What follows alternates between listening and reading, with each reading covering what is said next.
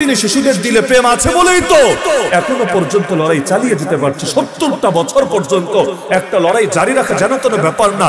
দিলের মধ্যে প্রেম আছে বলে হ্যাঁ, এই দুনিয়ার নষ্টাভ্রষ্টা নারীদের প্রেম না, জান্নাতের হুরের প্রেম, আরে সারাবন তহুরার প্রেম, রবের দিদারের প্রেম, নবীজি শাফাআতের প্রেম, আল্লাহর প্রতি শাহাদাত রোমিও সুধা পান করবে এই প্রেম।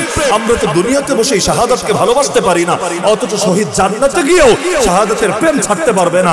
আল্লাহকে বলবে, আল্লাহ অন্তত 10টা বার আমাদেরকে দুনিয়ায় ফিরা দাও না, আমাদের দেহের ভেতর রূহটা পুনরায় ঢুকা দাও না, আরেকবার শাহাদাতের মজা নিয়ে আসি, আরেকবার শাহাদাত রোমিও সুধা পান করে আসি। আপনি চিন্তা করেন, যেই জান্নাতে রবের দিদার আছে, যেই জান্নাতে প্রিয় নবীজির সোহবত আছে, যেই জান্নাতে মদের নহর আছে, যেই জান্নাতে হুর আছে, গেলমান আছে, আরে যা মনে চায় তা আছে, যা কোনোদিন কল্পনা আসে নাই তাও আছে। ওই জান্নাত পর্যন্ত শহীদ ছেড়ে চলে আসতে চায় আরেকবার শাহাদাতের মজা নিবে বলে। তাহলে কি মজা আছে শাহাদাতে? দুনিয়াতে বসে আপনি অনুভব করতে না পারলেও সে বুঝেছে এত মজা আছে, এত মজা। একবার যে পান করে এত দামি হওয়া হয়, জান্নাতে গিয়েও চিন্তা করবে 10 বার যদি পান করতাম আরো কত বেশি না দামি হতে পারত।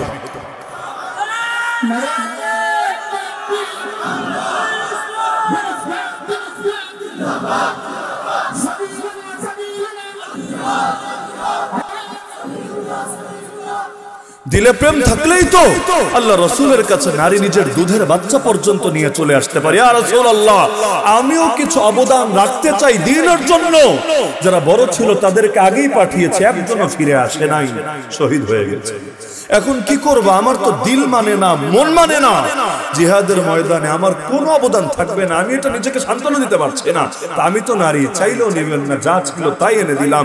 ইয়া রাসূলুল্লাহ, যদিও যুদ্ধ করতে পারবে না, কিন্তু কোন সাহাবীর কোলে দিয়ে রাখেন, জালেম আপনার বুকে তীর মারলে, বর্ষা মারলে, আমার এই দুধের বাচ্চা যুদ্ধ করতে না পারুক, অন্তত ঢাল তো হতে পারবে।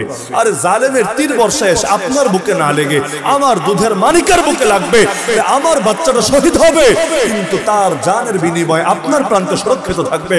কিয়ামতের দিন আল্লাহকে গর্ব করে বলতে পারবো, আল্লাহ আমার দুধের বাচ্চাও তার জান কুরবান করেছে তোমার নবীর হেফাজতের জন্য। দিলে প্রেম না থাকলে এগুলো এমনি এমনি হয় না, নাবালেগ বাচ্চা পর্যন্ত চলে আসে। ইয়া রাসূলুল্লাহ, আমাকে একটা চান্স দিতে হবে। যখন দেখে কোনোভাবেই নবী রাজি হচ্ছেন না, অবশেষে কৌশল পর্যন্ত করে, ইয়া রাসূলুল্লাহ আমার এলাকার ওই ছেলেটাকে নিলেন, ও তো বয়সে বড় হতে পারে, শক্তিতে আমার চাইতে বেশি না, তাহলে সুতরাং যুদ্ধে বয়স দরকার না, শক্তি দরকার, একবার ওর সাথে আমাকে কুস্তি করার সুযোগ দেন না। নবীজি অনুমতি দিলেন, তার কৌতূহল দেখে, আগ্রহ দেখে। অবশেষে লড়াই শুরু করার আগে এই ছোট নাবালেগ সাহাবীটা বড় সাহাবীর কানে কানে বলে, ভাই আমার, তুমি বয়সেও বড়, শক্তিতেও বড়, কথা তো বলেছি কিন্তু বাস্তবতা এটা, তুমি শক্তি প্রয়োগ করলে আমি টিকতে পারবো না তোমার সাথে, কিন্তু আল্লাহর ওয়াস্তে একটাবার স্যাক্রিফাইস করা যায় না। নবী তো তোমাকে কবুল করে নিয়েছেন, নবী একবার যাকে কবুল করেন তাকে রিজেক্ট করেন না। তোমার তো কপাল খুলে গেছে, আমার কি হবে? একবার যদি আল্লাহর জন্য ছোট হও, নিজেকে ছোট করো, আরে দুই ভাই হাতে হাত রেখে কাঁধে কাঁধ মিলিয়ে জান্নাতের বাজারে সওদা করব, আরে একসঙ্গে আমরা জালেমের বিরুদ্ধে দুর্বার জিহাদ গড়ে তুলবো। সুতরাং একটাবার তুমি ছোট হও, আল্লাহ বড় বানায় দিবে, আল্লাহ বড় বানায় দিবে। বড়টার মন ভুলে গেছে, রাজি হয়েছে, অবশেষে ছোট সাহাবীও যেতে পেরেছে। আরে দিলে কি মহব্বত থাকলে, কোন পর্যায়ে প্রেম থাকলে, দাড়ি গজায় নেই, মোচ গজায় নেই, এমন দুই বাচ্চা মুআদ আর মুআওয়াজ তারা পর্যন্ত বদরের ময়দানে এসে হাজির হয়ে যেতে পারে আবু জাহালকে নিধন করবে বলে। আব্দুর রহমান বিন আউফের কাছে যখন জিজ্ঞাসা করে, আরে আবু জাহালকে চাচা একটু দেখায় দেন যে আবু জাহাল কে, তিনি রাজি ছিলেন না, তিনি চাচ্ছিলেন না। তো দুইজন বলল, চাচা শোনেন, শুনেছি এই জালেম নবীকে গালি দেয়, আল্লাহর নামে কসম করেছি একবার যদি ওর দেখা পেয়ে যাই হয়তো ওকে জাহান্নামে পৌঁছাবো, না হলে নিজেরা জান্নাতি হব, কিন্তু যার কপালে আগে মরণ লেখা ও বা আমরা কেউ মরার আগ পর্যন্ত ওর পিছু ছাড়বো না। তিনি বলেন, ওদের জজবা, ওদের ভালোবাসা, ওদের নবী প্রেম দেখে নিজের উপর কন্ট্রোল রাখতে পারলাম না, ইশারা দিয়ে দিলাম, ওই যে দেখো ঘোড়ার উপর যে ঘোড়সওয়ার, সেই হলো আবু জাহাল।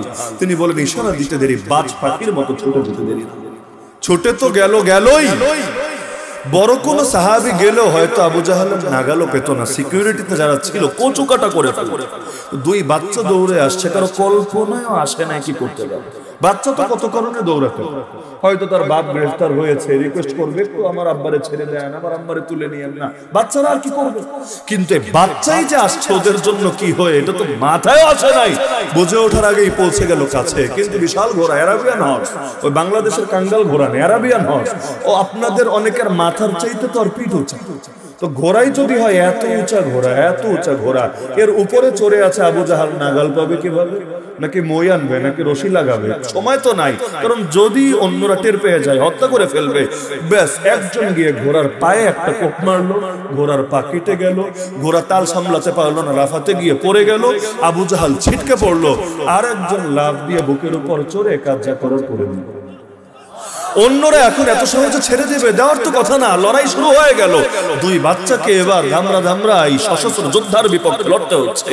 হঠাৎ করে এক বাচ্চার হাতে একটা কোপ লেগে গেল, কোপটা লাগলো এমন ভাবে হাত কেটে গেল, কিন্তু কেটে মাটিতে গড়িয়ে পড়লো সহজ ছিল তা না, একদিকে কেটেও গেল, আরেক দিকে এখানে চামড়ার সাথে আর গোশতের সাথে হালকা করে ঝুলছিল। এখন হাত যতবার ঝুলছে ততবার কলিজায় মোচড় দিয়ে উঠছে, কোন জায়গায় কাটলে এই এক ঝামেলা।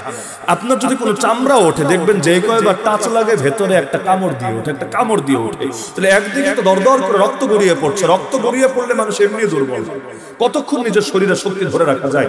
তার মধ্যে আবার এক হাত দিয়ে যুদ্ধ করছে। এখন এই হাতটা ঝামেলা মনে হচ্ছে, যেই কয়বার এভাবে নড়ে ওই কয়বার তার ভেতরে একটা দুর্বলতা অনুভব হয়। হাতটা রাখলো মাটির উপরে, পা দিয়ে একটা পাড়া মারলো, এদিক থেকে একটা টান মারলো, হাতটা শরীর থেকে আলাদা হয়ে গেল, বাকি হাত দিয়ে জালেমের বিরুদ্ধে জিহাদ করতে লাগলো। তার শরীরের অংশ জিহাদের পথে দুর্বলতা সৃষ্টি করবে এটাও সহ্য করে নিল না, নিজের হাতকে আলাদা করে দিয়ে বাকি হাত দিয়ে বীরের মতো জিহাদের হক আদায় করে।